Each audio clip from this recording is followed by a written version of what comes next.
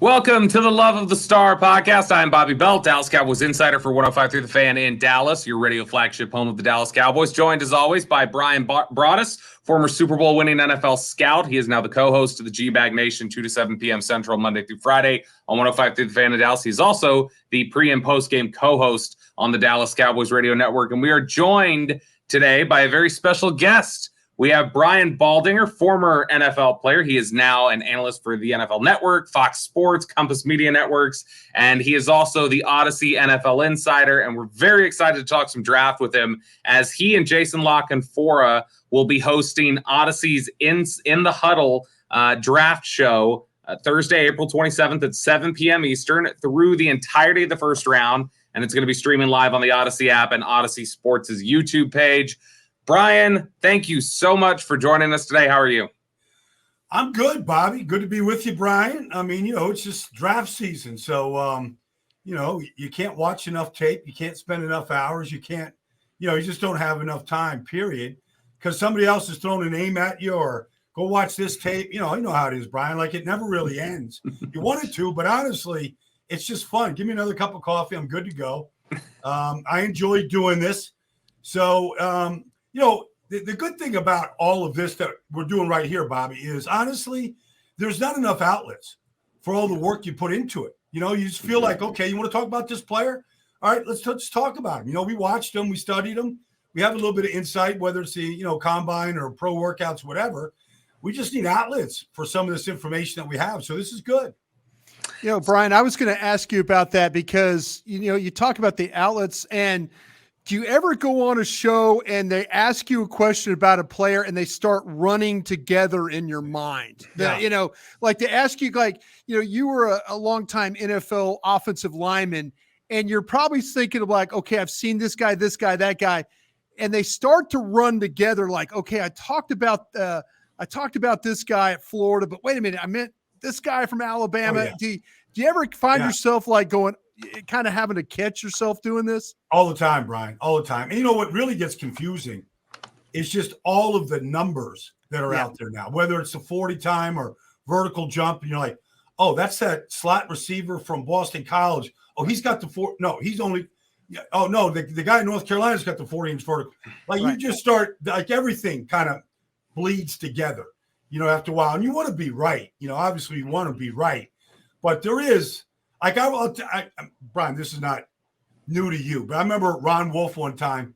Oh, yeah. I was talking to him when he was up in Green Bay, and he was with Parcells, and they were just cutting it up. And I was talking, and I just asked Ron, like, how many players did you study this year for the draft?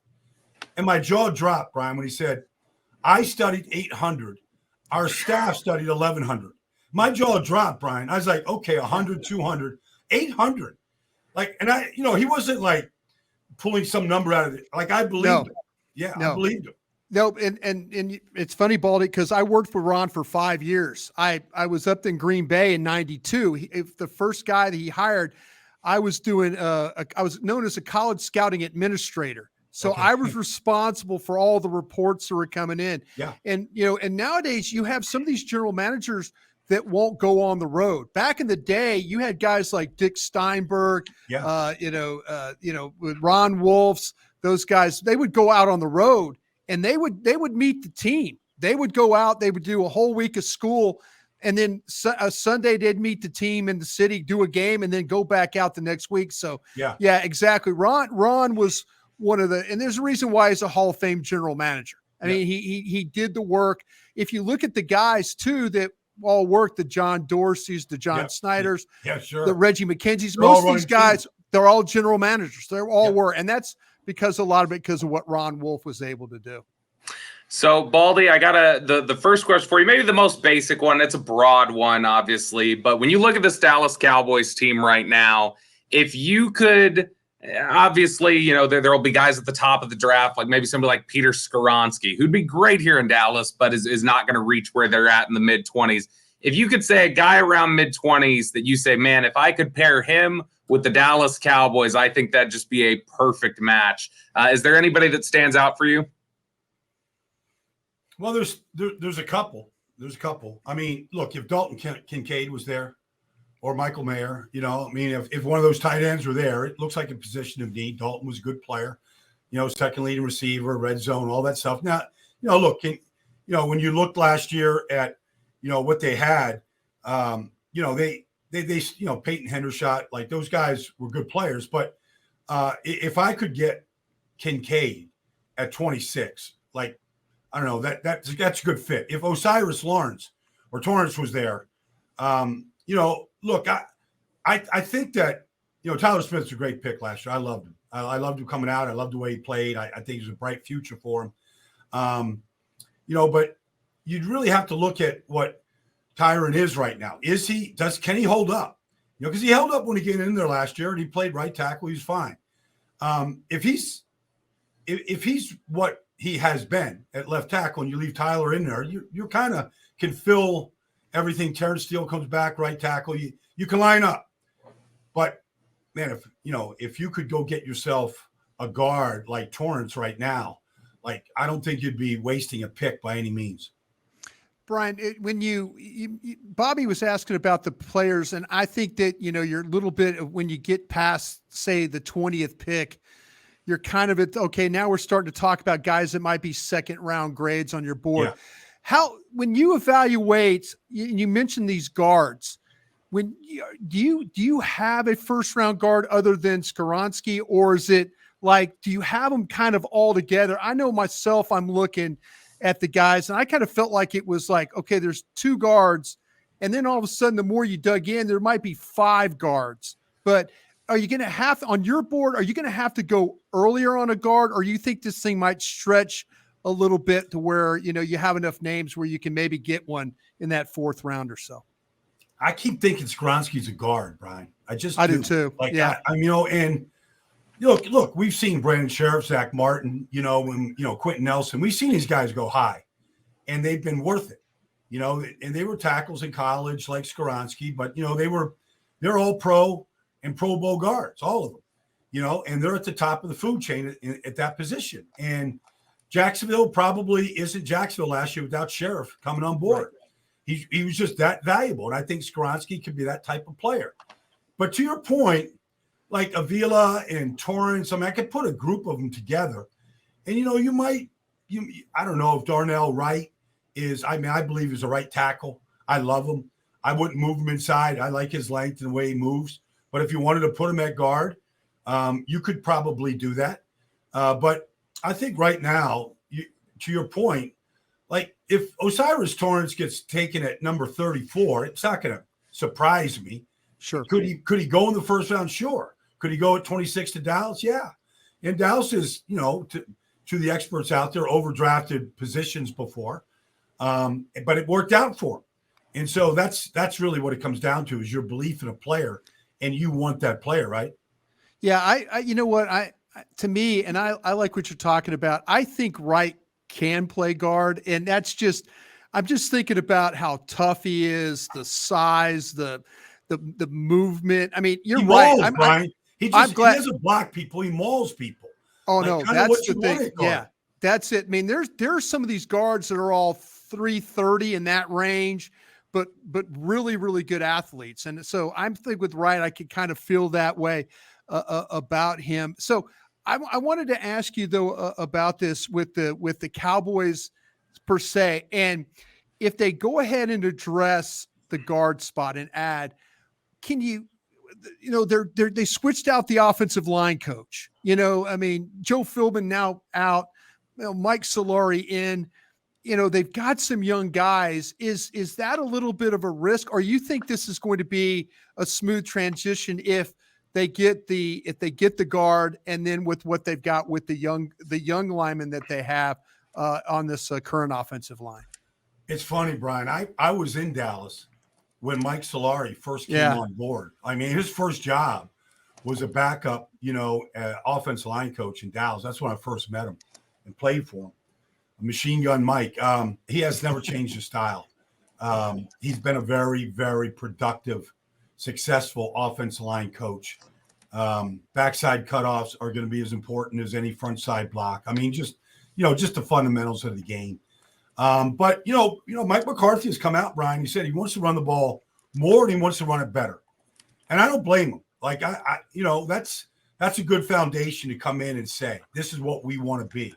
And if you want to be that, then go get a guy that's been good at doing that and training those type of players, whether it's San Francisco, Seattle, wherever he's been, Dallas. So offensive line coaches, look, I don't necessarily think it's a bad thing when you change guys. For a guy like Zach Martin, he's seen a lot of different guys come through there. But sometimes when you get to Zach's, 10 years in the league, whatever it is right now, it's not bad to listen to a new way of doing things. It just isn't. It's kind of refreshing versus, I know how to scoop block. Yeah, I know how to set inside, out. I know how to slide protect. You just not bad to listen to a different way of doing things. Baldy, when you look at the change in the offense, you mentioning running the ball there, but Mike McCarthy is going to put in more of a traditional West Coast offense here. It's they have this kind of unholy mishmash of Air Coryell and West Coast concepts last year that didn't always play well together. So it's good committing to a single philosophy here. But when you look at the West Coast offense, and we know McCarthy's affinity for slant flat concepts and some of the timing based routes that are going to be involved there. When you look at the receivers that could be there in the first, second round, is there a guy that you say, man, that's a match for some of these West Coast concepts that they're trying to get into place here? Well, you could say, now look, Brandon Cooks comes in and, Brandon's been very, very, productive in this business a long time. But, if you look at Quentin Johnston out of TCU, to me, you talk about your West Coast lineup, right? You got your X, you got your Z, you got your Y, right? That's kind of like the basics of the whole offense. And who's your X right now? Is it Brandon Cooks? Because, CD he's your Z, he's your move guy, but you can move him around. But it just looks like, and I'm not down on Michael Gallup, and maybe he was just hurt, but he didn't do much for me last year as a route runner, as a guy that fought for the ball. I didn't see Michael Gallup step up last year.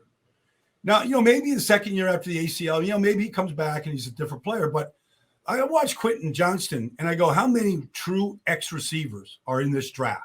I see a lot of Zay Flowers and Josh Downs. I see a lot of those players, Jordan Addison, that can be in the slot, that can do what CD does. I don't see just a true X. To me, that's what Quentin Johnston is. And I like a guy that can go get it, win jump balls, red zone. So that, if you're asking me, that'd be a guy that would fit this offense. Man, I think you're absolutely right about that, Baldy. The problem, if by the way, in all your studies, if you could figure out the 5'9", 182 wide receiver, just send him to Bobby and I down the road, because I think that's what this draft is going to be about, especially at wide receiver. We don't have Chase and Jefferson and Lamb and those kinds of guys. And again, I'm coming from the Ron Wolf way of scouting. You were there. Brian, honestly, you were there with Sterling Sharp. There was Sterling better. Sharp was, you could my man could catch BBs in the dark. Sterling Sharp. I used to wear those neoprene gloves, those scuba gloves, and Favre would throw it and it would go thump, thump, thump, thump. That's all I ever heard hanging around Sterling. You also Sharp. could put him at strong side linebacker and he'd blow up. Yeah, that man was mean. He was a mean man. Yeah. But the thing about it is, though, I'm really struggling with the shorter wide receiver, and I'm being a coward. I'm going to be honest with you, Brian. I'm a coward because I'm putting them all kind of in the same group. Yeah. And if they get picked out of that, I'm like, fine, but I'm one of those guys that's kind of said the old crusty scout guy, and I'm like going, good, keep taking them. Eventually my Quentin Johnston's going to get to me. That's got a little bit of that length and a little bit of that range. I was watching Josh Downs at North Carolina. He's a great route good runner. Player. He's a really good player. Great vertical and all that. Yeah. He's what you're describing. And I said, to one of our scouts, NFL Network, and I said, is there a difference between Josh Downs and Jordan Addison right now? What's the difference? Yeah. And then you get to Jalen Hyatt and you get to that, just a straight kind of a speed burner type guy. I just don't see that X outside of Quentin right now. And I'm not going through the whole list of receivers, but if you're talking at the top of the draft, top, 40 selections, I don't see a lot of those guys in the top 40. No, you're absolutely right. Baldy, when last question here for you before we let you go, and we appreciate you jumping on with us. One of the names that is causing a lot of heated debate here in Dallas, somebody that Brian and I have talked about a lot, somebody Brian and I are huge fans of. I think Brian and I both agree. If you're going to just say in a vacuum who is the number one player in this draft, I think Brian and I both have Bijan Robinson from Texas at the very top. I think he's absolutely fantastic. There's a little bit of Cowboys fan PTSD after paying Ezekiel Elliott and things not going so great there afterwards. There's a lot of people say you can't draft a running back in the first round anymore. If Bijan Robinson somehow slid down to Dallas's range, which I think is unlikely, but not the most impossible thing you've ever heard. If Bijan slid down to 25 and he's there, are you running that card to the front, or do you think, man, that's just not the value anymore as running backs in the first round? Well, they don't have a healthy running back right now. So let's just start there. I mean, I don't know where Tony's at in his, rehabilitation, but they don't have the healthy running back on the team. So they want to run the ball, and with who? So I would say, honestly, if Bijan slipped past, I don't know, Seattle at 20. I mean, if I was Jerry, and I was part of that staff, like I might make a few phone calls to go get him, because he's a splash player. Like, he's, he's special. He's special. Yeah. And if you could pair him with Tony in any combination that you want, you basically have that position fixed. And then you just go, okay, we got an offensive line coach. Let's run the ball. Let's make this the foundation, play action. I just think life would be a lot easier for Dak at this point. Baldy, I know, real quick, I know, and again, we appreciate your time. Mm-hmm. I know you're still in that Philadelphia area. I know you're close to those people. What you just said, I don't need you to go talk to Howie about at all. Okay. Yeah. If you see that area code pop up on your phone and you know it's Howie, I don't need you to have this conversation. You know what I'm saying? Yeah. Believe listen, I got to walk a minefield to try and get him to 26. All right. But Brian, listen, I might be the old crusty guy here again, but I am going to try my best to get the best player on the board to get to me at 26. Well, here's the deal, Brian. The Eagle fans feel the same way at 10. Oh, I see it all the time. They don't want an offensive lineman.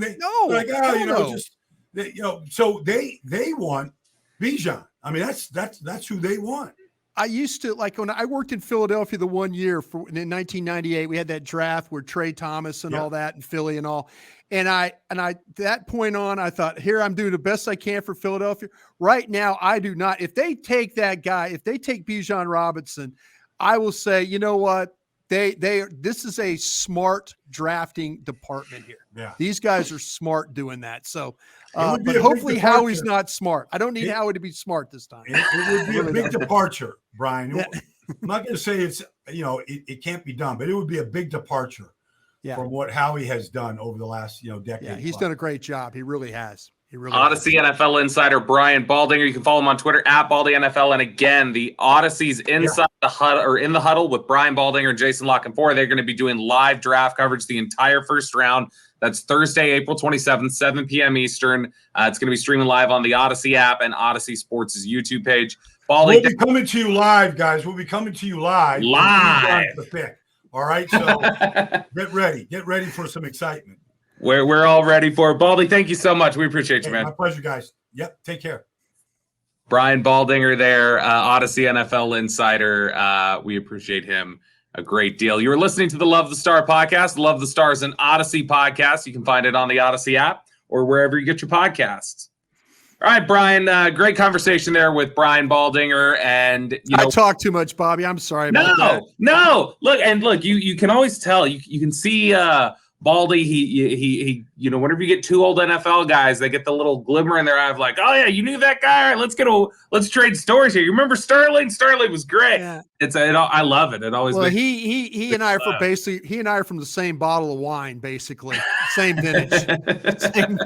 But it's nice to have him on. And he does a hell of a job. I mean, his breakdowns and all that. I mean, he's a great follow on Twitter. He's got a lot of really good breakdowns, and he's not afraid to say what's on his mind too. I appreciate that about him as well. No doubt about it. Now, Brian, as we close in on the doomsday clock, we're 16, 17 days out now from the draft, and you get this nervous energy right about now where you're like really excited for what could be coming, and then you're also like really nervous in the pit of your stomach about, well, who's going to go ahead of you and what's going to be left for them to pick. It's this funny energy this time of year. But as we close in here in the final 2+ weeks or so, Brian, I guess my question for you is, what are you still trying to figure out? What are you looking at as we close in on this final group that you're like, man, I got to get this position group figured out, or man, I got to figure out this player, man, everybody likes this guy and I don't, and I got to figure out if I got him right.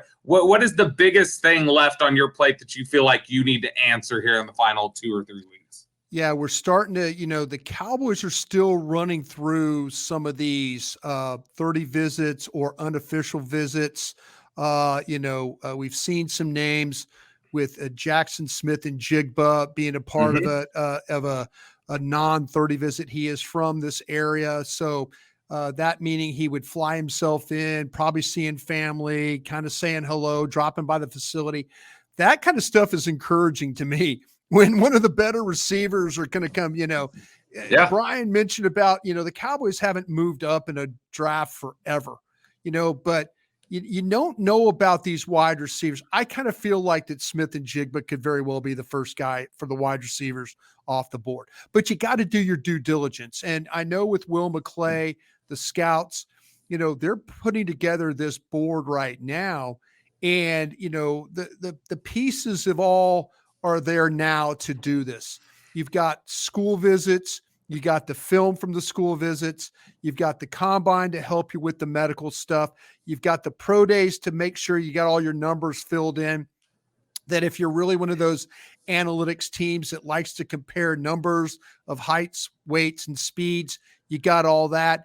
And then you're finishing this thing off with the personal 30 visits where you could take a kid to dinner, sit down with him, put him on the board, ask him a little bit more about, well, why would you have done this in coverage, or why were you thinking about that? So we're to the point now where it's really just about the scouts, Will, Jerry, Steven sitting in a room, Mike McCarthy sitting in a room and putting that board together.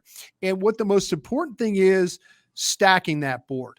When I say stack that board, if they have 150 names on that board going from tag 1 to tag 150, and making sure that they have those guys in order, how they want to draft them. And you've got to be really careful too, because, you're working the phones a little bit, when you're off, maybe on the way home, you give your general manager friend a call with another team that you have a good, close personal relationship. And you start to talk about maybe not so much players, but what are you hearing? Are you hearing these guys? Are you hearing this team is trying to go up? Are you hearing the team might bail? You're just trying to get as much information as you can as you're building your board, because we're going to wake up and you and I are going to be at the Star in Frisco for night 1 of the draft. And here we go, and it's honestly, it's come really fast. It really, really has, but you're really just trying to get that last bit of information to maybe help your board, massage it a little bit, but making sure you're getting that 1 to 150, what we call the stack. You got the draft board by round by position, but the stack is the one that the Cowboys are going to rely on to tell them what direction they need to go when it's their turn to pick.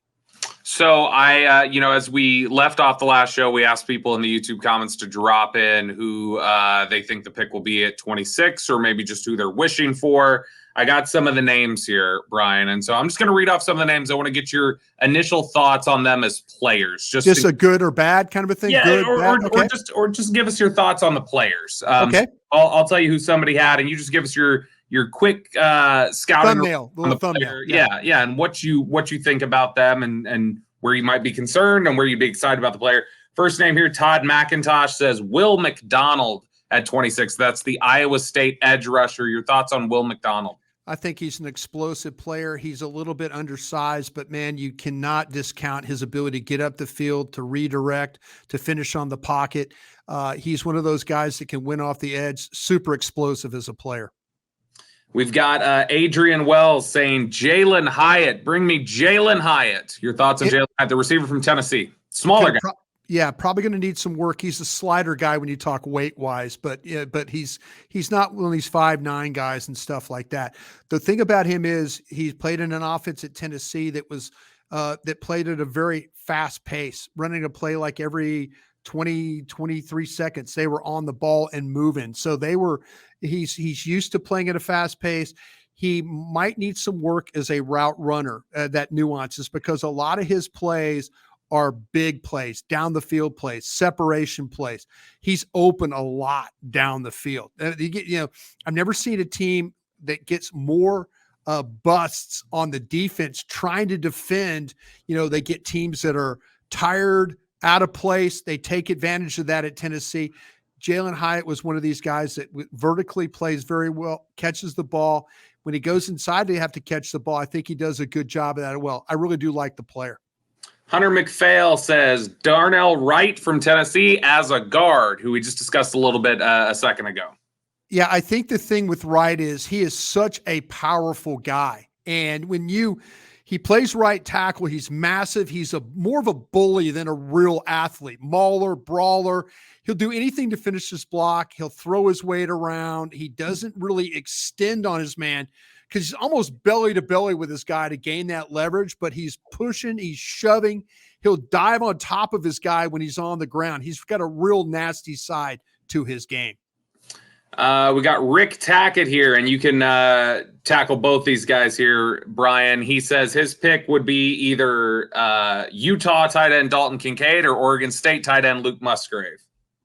Yeah, I think the thing with Kincaid, and Baldy even brought this up, there's a lot of people that I know when you talk to people in the Cowboys organization like you do as well, Bob. I mean, when you bring up the name Dalton Kincaid and you're saying, hey, I picked him in a mock draft for you. I was doing a show and I picked him for a mock draft.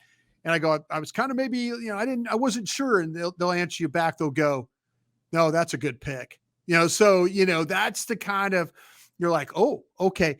But man, this guy, he's a route runner. He's a finisher. When the ball's in the air, it's his. He covers ground with his routes. He could take the ball and get up the field in a hurry. He can avoid tacklers. Or he'll just run through him. He's super reliable on third down.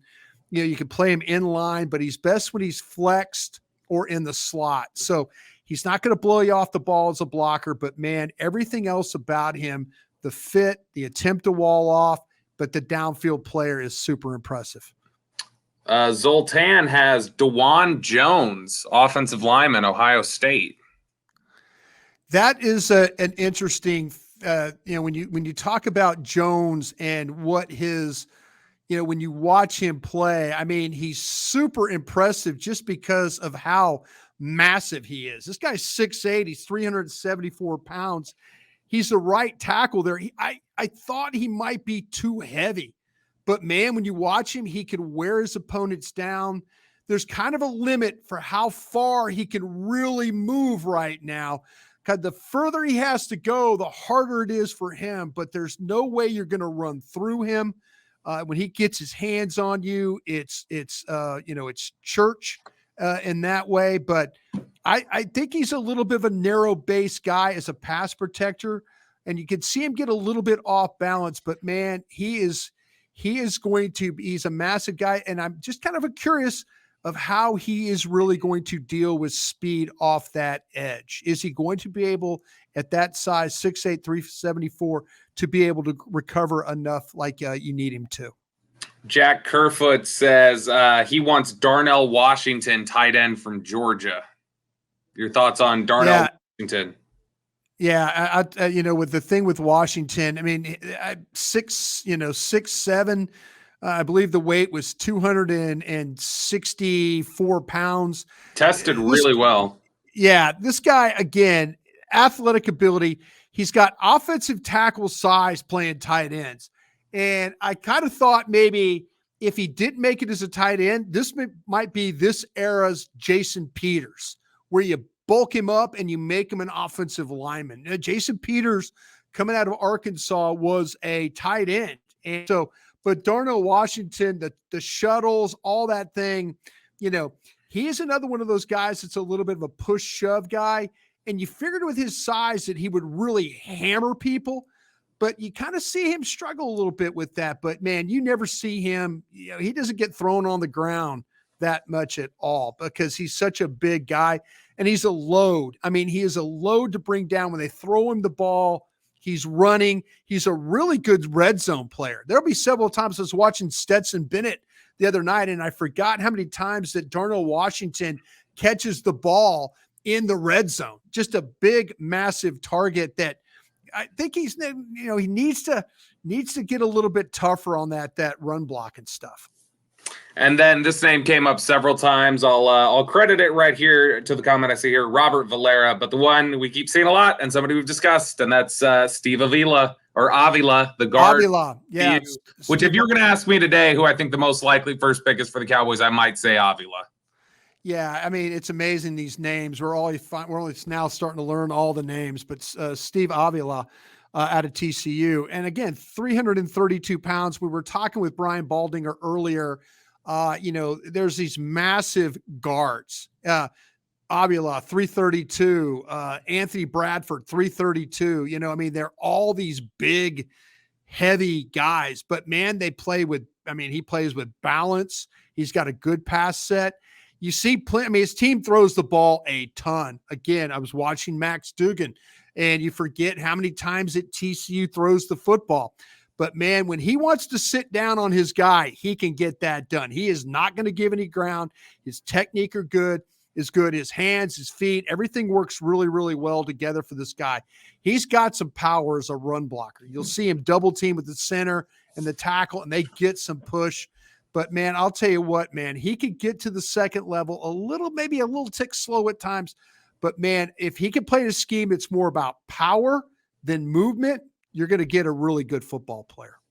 So there are just some of the names we asked you guys to submit that you're interested in 26. And Brian, like a beast, just runs through all of them for you there. It gives you his Did I do good, Bobby? You've seen a lot of these great. guys. That was great. No, I think we largely agree on just about everybody here. I'm not a Darnell Washington fan. That's not a guy. I'm telling you what, there's plenty of these tight ends, though. I mean, the Laporta from Iowa. I mean, Kraft from South Dakota State.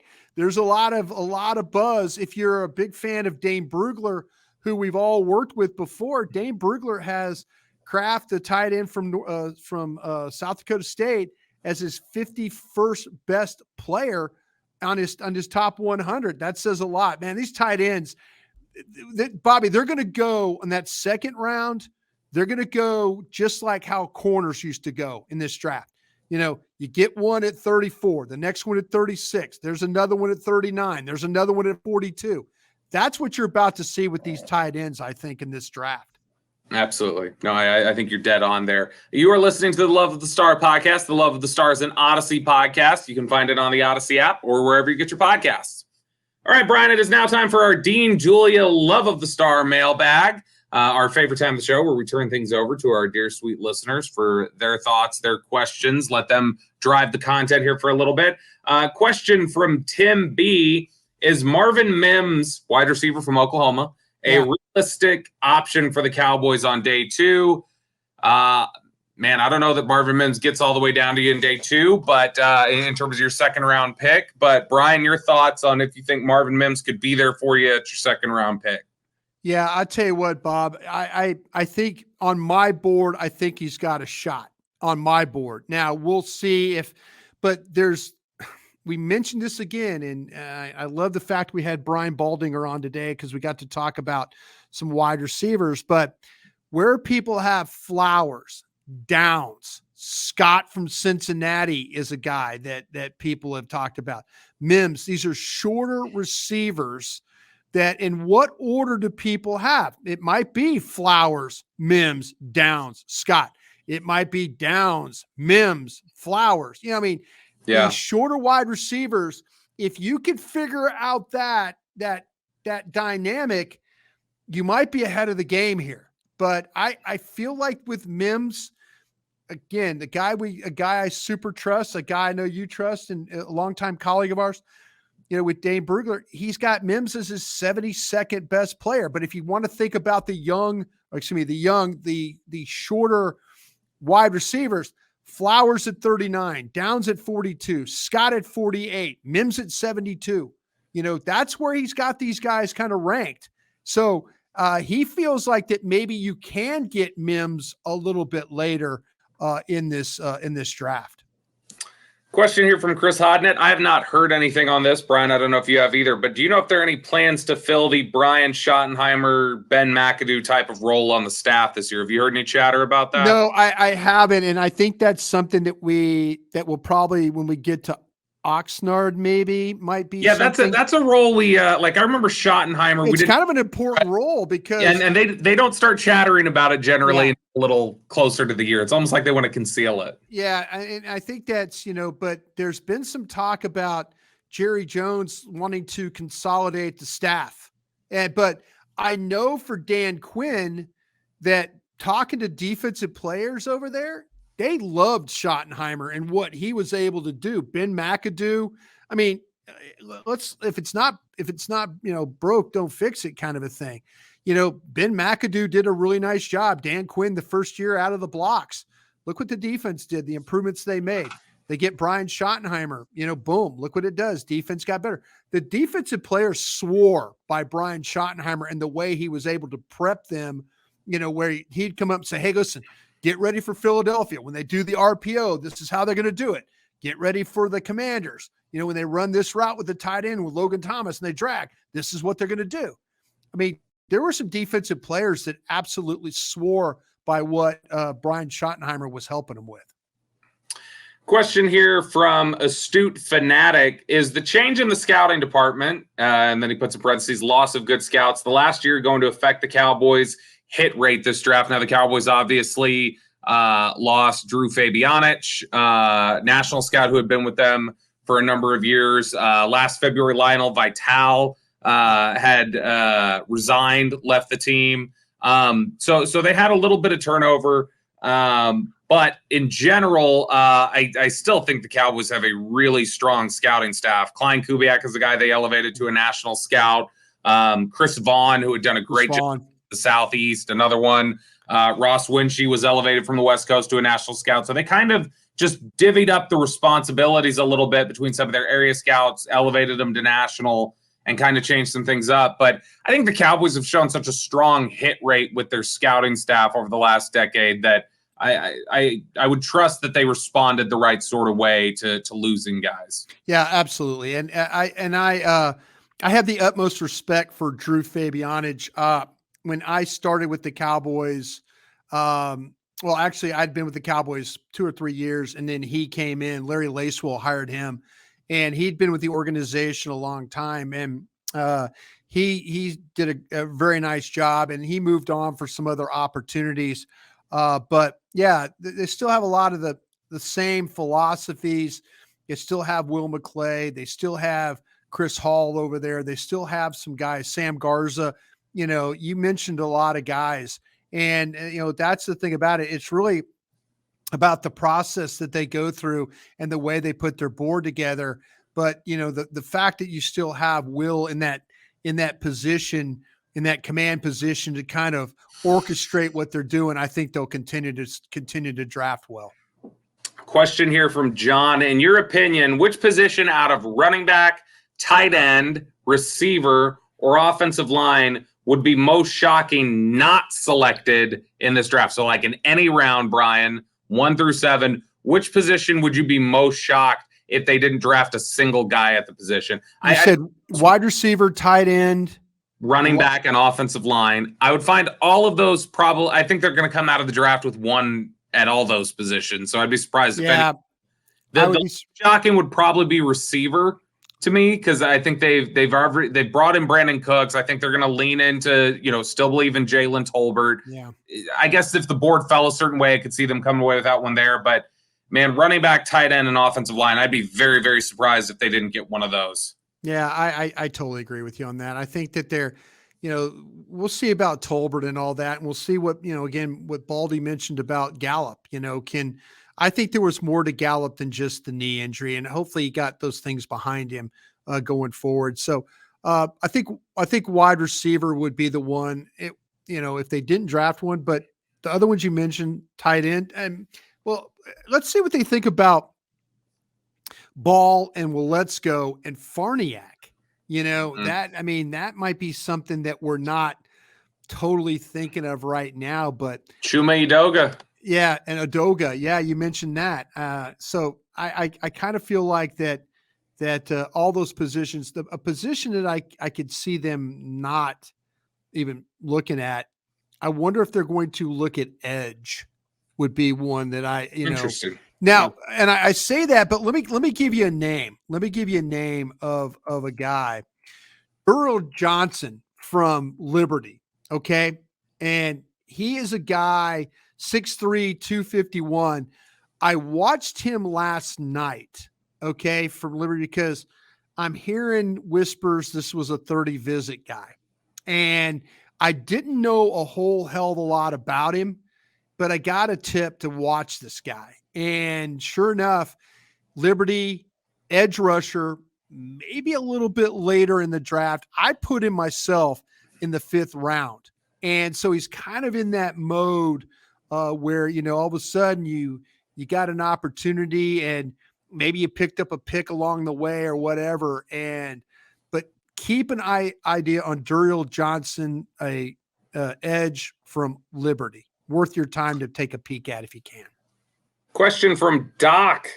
Who should we be talking about at 26 that we aren't, and how would they impact the team? So, okay, I mean, it's tough, I think, to just generally, I think we're talking about everybody who would be in contention around that pick. It's tough to just completely not have any chatter. If you want to say maybe somebody who there's been a little, maybe there's not been enough chatter about, and not that it's necessarily likely, Brian, I'll throw out the name Drew Sanders. I don't think there's been enough discussion of the possibility of Drew Sanders here. Not that that's likely, but I mean, who knows if there's a time where he might be the top pick. Also, with their targeting of tight ends, I know everybody keeps throwing out Kincaid and Mayer at the top. I just think it's still worth watching to see that Musgrave could be in that same group for them. Yeah, absolutely. I think you're onto something. I'm going to throw a position at you that would shock me if they drafted it, but maybe the value of the player, and I might be way off on what the player is, but Brian Branch from Alabama, the safety. I like Branch. And okay, he could play slot, he could play back, he could play up. He's a guy that's a really good tackler. He plays what they call the star position at Alabama. Mm-hmm. So, I mean, he's a really, really good tackler. If you're going to mention a position we haven't talked about at all, keep an eye on Brian Branch. I mean, it would be like, whoa, that was the curveball that we got, right there. But he's likely the first safety off the board. And there's talk that he might go earlier than where Dallas is picking at 26. But if he somehow got to you at 26, I wonder if they would consider drafting, because I kind of feel like, the safety position is something that you're in a little bit of flux with when you're talking about how many years guys have left on contracts and stuff like that. So maybe Brian Branch, safety from Alabama, if it got to it, maybe he might be in the mix. That's Brian Branch, corner from Alabama, by the way. I play Brian Branch at safety myself. You know what? I would just trust whatever Joe Witt and Dan Quinn wanted to do with him. If he got here, I would just blindly trust however they would have put him out there, to be honest. And I'll tell you what, our guy Overshone from Texas, I've heard that they might be looking at him as an edge instead of as a linebacker. He is somebody who can have an impact at all three levels of the defense. He's exciting and intriguing in a lot of ways. Yeah, very raw, and you're going to have. He's an outside linebacker. He's an outside linebacker that's got some size to him. Let me get you exactly what outside linebacker who transitioned from safety, and now they think an edge. Right. He's 6'3", he's 229. I wonder if they kind of feel like they could put some weight on him, that he can maybe be a guy that might be like that. Like Micah Parsons kind of a player, linebacker, edge, kind of a rusher, but he's a guy that I know that might be tinkering with a little bit on his position. That does it for us here today on the Love of the Star podcast. Thank you so much for joining us. Thank you to Brian Baldinger for stopping by and joining us. A lot of great insight there. And we will be back with you guys again later this week. Until then, we'll talk to you later.